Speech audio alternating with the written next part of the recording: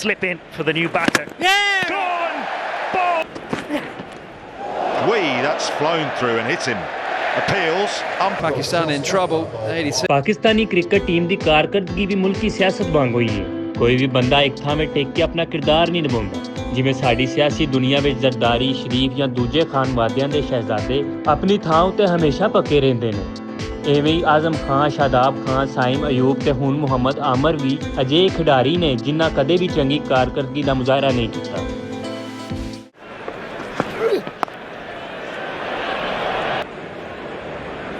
Just there. Up and over. I said they made. ਪਰ ਇਸ ਦੇ ਬਾਵਜੂਦ ਇਹਨਾਂ ਦੀਆਂ ਲਾਬੀਆਂ ਇੰਨੀਆਂ ਤਗੜੀਆਂ ਨੇ ਕਿ ਕੋਈ ਇਹਨਾਂ ਨੂੰ ਕੰਨੋਂ ਫੜ ਕੇ ਟੀਮੋਂ ਬਾਹਰ ਨਹੀਂ ਕੱਢ ਸਕਦਾ।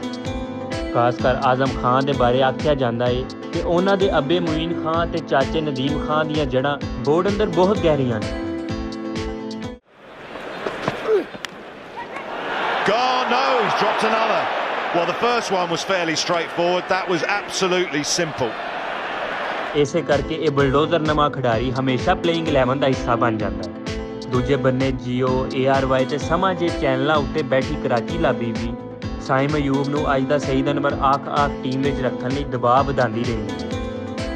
ਇਹਨਾਂ ਹਾਲਾਤਾਂ ਵਿੱਚ ਤੁਸੀਂ ਕਿਵੇਂ ਉਮੀਦ ਕਰ ਸਕਦੇ ਹੋ ਕਿ ਸਾਡੀ ਕੌਮੀ ਟੀਮ ਅਮਰੀਕਾ ਤੋਂ ਵਰਲਡ ਕੱਪ ਲਿਆ ਕੇ ਵੱਡਾ ਕਾਰਨਾਮਾ ਕਰ ਸਕਦੀ ਹੈ?